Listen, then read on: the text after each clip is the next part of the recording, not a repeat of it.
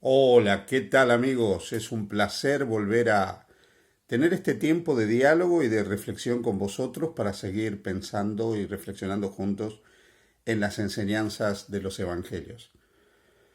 Pensando en ese Dios que es real, que es genuino, que es auténtico, que constantemente está pensando en nosotros y nos deja lecciones de vida que nos ayudan a enfrentar el camino de nuestra existencia cada día. ¿Has tenido alguna vez problemas familiares?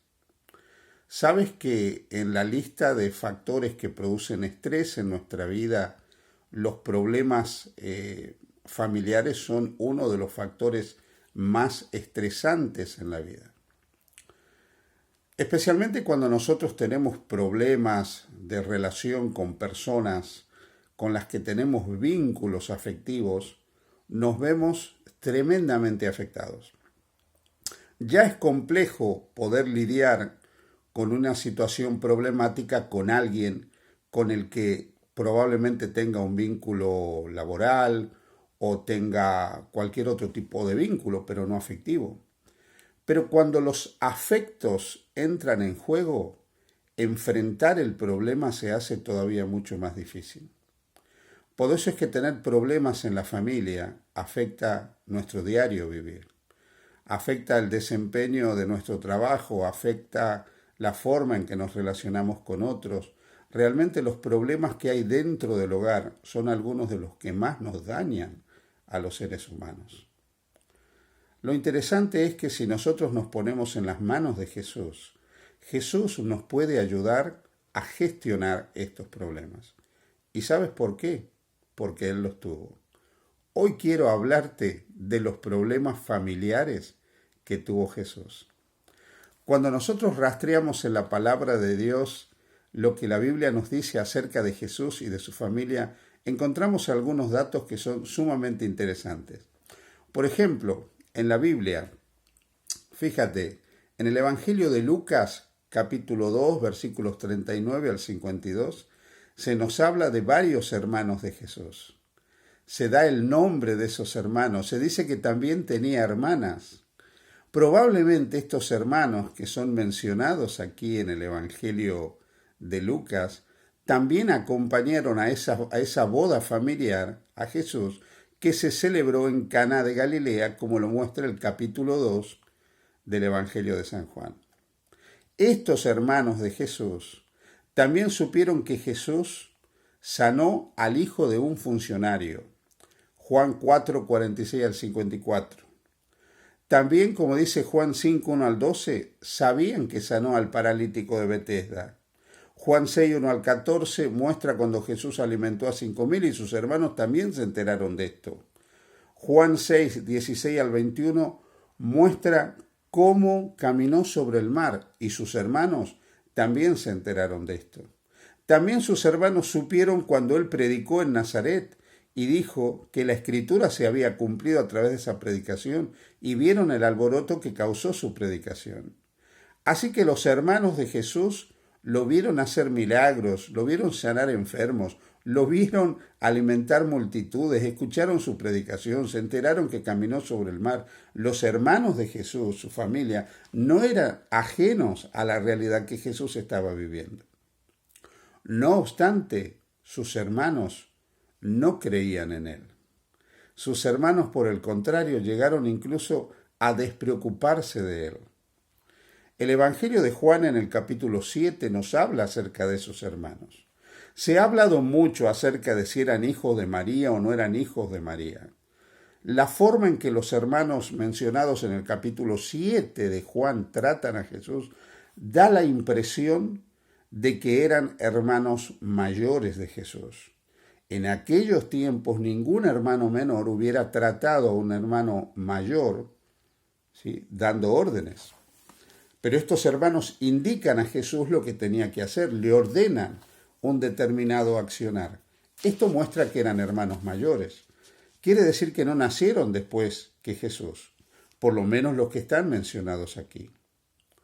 Y estos hermanos mayores probablemente, como dice una vieja tradición, eran hijos de un matrimonio anterior de José, que ya se casó bastante mayor quizás con María, y murió repentinamente. Por eso es que luego de la escena de la predicación de Jesús en el templo a los doctores de la ley, José no aparece. Así que nosotros vemos que los hermanos de Jesús no creían en él. El capítulo 6 del Evangelio de Juan, versículo 66, dice: desde entonces muchos de sus discípulos volvieron atrás y ya no andaban con él. El capítulo 7, versículo 1 dice: los judíos procuraban matarle. Fíjate, Jesús empieza a ser abandonado por sus discípulos. Además empieza a ser perseguido de muerte por los judíos. Pero el capítulo 7, versículo 5 dice: porque ni aun sus hermanos creían en él. ¡Qué triste!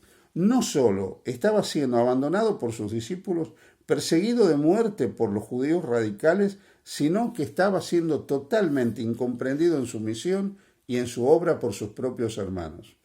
Estos hermanos le llegan a decir, versículo 3 del capítulo 7 de Juan: sal de aquí y vete a Judea. Aquí está la orden que muestra que eran hermanos mayores, para que también tus discípulos vean las obras que haces. Pero lo envían a Judea, un lugar donde él estaba siendo perseguido. No tenían interés en la vida de su hermano. Lo mandan a la boca del lobo, por así decirlo. El versículo 4 dice: si estas cosas haces, manifiéstate al mundo. Le estaban indicando a él que se mostrara, pero Jesús le dice: mi tiempo no ha venido, mi tiempo de entregar mi vida por la humanidad no ha venido, no voy a adelantar mi obra, no me voy a hacer perseguir innecesariamente ahora, porque no ha llegado el tiempo de que yo entregue mi existencia a favor de la humanidad. Sus hermanos no lo comprendían, sus hermanos se oponían a él, sus hermanos lo enfrentaban, sus hermanos se despreocuparon de él.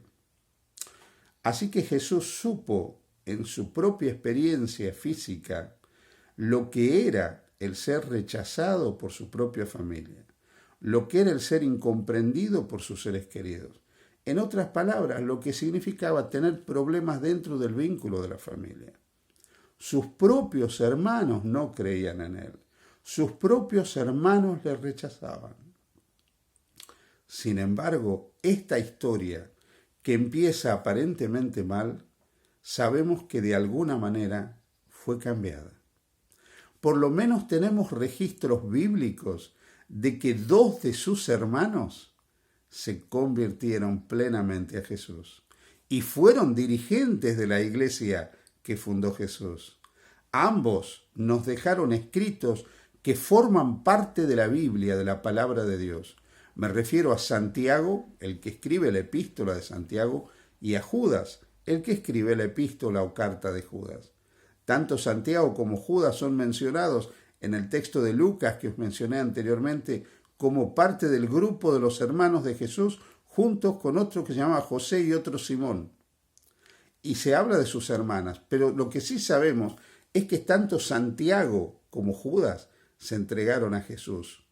Y a ese Jesús que inicialmente rechazaron y desaprobaron, al que no comprendían y en el que no creían, a ese Jesús se entregaron y convirtieron. Finalmente aceptaron a Jesús como su Señor, como su Salvador, como su Mesías, como su soberano.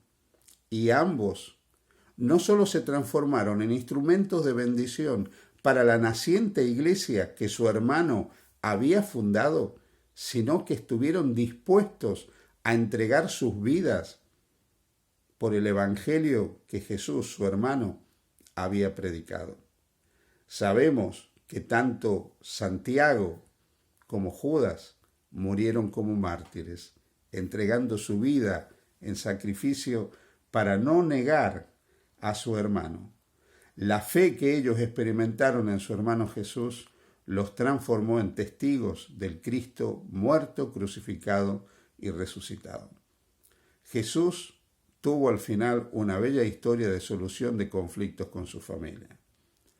Yo quiero decirte, querido hermano, hermana, amigo y amiga que me escuchas, que Jesús tiene poder para solucionar los problemas familiares. Yo no te puedo explicar todos los métodos ni las formas, porque Jesús hace milagros y hace milagros también en el seno de la familia. Y quizás esta mañana estoy hablando para alguien que tiene problemas con su cónyuge. Quizás estoy hablando para alguien que tiene problemas con un hijo, con una hija, con un hermano, con una hermana, con algún pariente. Y te parece que ese problema no tiene solución. pero los milagros no se explican, se acepta. Pide a Jesús un milagro, pide que Él intervenga en tu vida, en la vida de tu familiar, pide que Él solucione el problema. No te canses de orar y reclamar la bendición de Jesús sobre tu familia, sobre esa situación para que Él pueda deshacer cualquier obra del diablo que haya hecho sobre tu familia. Permite a Jesús hacer un milagro y Él lo hará, porque hay poder en Jesús para restaurar las familias. Él entiende tus problemas, Él entiende tus preocupaciones, pero está dispuesto a solucionar esos problemas. Él los tuvo, pero Él vio también cómo al final los problemas se solucionaban y esa familia incrédula se transformó en una familia creyente. Que Dios te bendiga. Feliz día junto a Jesús.